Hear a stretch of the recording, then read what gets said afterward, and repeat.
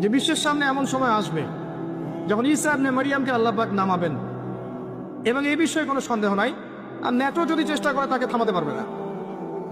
আচ্ছা, কথা বুঝতে পারেন নাই? পৃথিবীর কোন শক্তি তাকে আটকাতে পারবে। আল্লাহ পাক এটা বলে দিয়েছেন, সিরিয়ার দামেস্কের সাদা মিনারের উপরে দুইজন ফেরেশতার কাঁধে ভর করে ঈসা ইবনে মারিয়ামকে আল্লাহ পাক পাঠাবেন। হাদিসে এভাবে এসেছে, তার চুলগুলো ছিল ব্রাউন কালার এবং অনেক কাত পর্যন্ত লম্বা।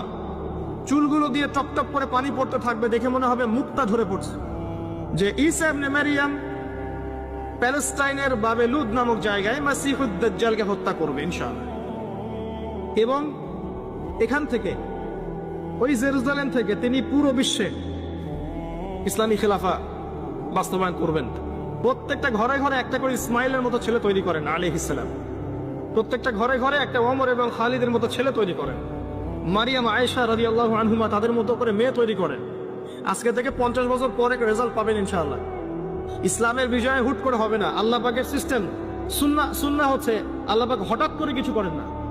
রাত থেকে দিন হয়, ধীরে ধীরে হয়। দিন থেকে রাত হবে, ধীরে ধীরে হবে। ধাপ করে রাত হয় না, ধাপ করে দিন হয় না। আর আমরা এটা আশা করে বসে আছি যে ধাপ করে মনে হয় ইসলাম বিজয় হয়ে যাবে, জি না? ঈসা ইবনে মারিয়ামের সেই সময় আসতেও দেখবেন অনেক পর্যায়ে পার হবে। বিশ্ব এই অবস্থা থাকবে না, 1/3 মানুষই থাকবে না, ডেড। এবং কে জানে আগামী 10 বছর মধ্যে নাও থাকতে পারে। আল্লাহু আলাম। যা শুরু হয়েছে বিশ্বে, যারা আমাদেরকে হিউম্যানিটি শিখাতো, এক সময় মানবতা শিখাতো, এরাই দেখবেন এখন অমানবিক আচরণ করছে। অ্যারোগেন্ট জাতি এ পশ্চিমারা। আল্লাহ পাক এমন কলিউশন লাগিয়ে দিবেন যে ওরা আপোষে মারামারি করে শেষ হয়ে যাবে, দেখে নিন। আল্লাহ পাক এমন কলিউশন লাগিয়ে দিবে যে পুরো ওই জায়গাটা ধসে যাবে। পৃথিবীর 3টা বড় বড় ভূমিকম্প বাকি আছে এখনো, তার মধ্যে একটা হবে পশ্চিমা বিশ্বে, আর একটা অবশ্য পূর্ব দিকে যেখানে আমরাও থাকি, আর একটা হচ্ছে আমাদের আমিরুল মুমিনিনদের দেশে, দুবাই, আরব কন্টিনেন্ট। আপনি এক চোখ দিয়ে রেখেছেন, আপনার ভিতরে চোখ অন্ধ।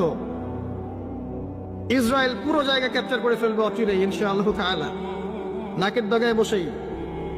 এবং মুসলিমরা মেনেও নিবে সেগুলা, তার সাথে বন্ধুত্ব করে ফেলবে এবং সে ডমিনেট করবে পুরো আরব বিশ্বকে। চ্যালেঞ্জ করলাম, দেখে নিন ইনশাআল্লাহ তাআলা। আপনি এখন অন্ধ। ইমামুল মাহদি যখন আসবে তখন দেখবেন তার উপরেই চাপ সৃষ্টি করা হবে। ইমামুল মাহদিকে নিঃসন্দেহে সন্ত্রাসী বলা হবে যদি ওই সময় মিডিয়াগুলো থাকে।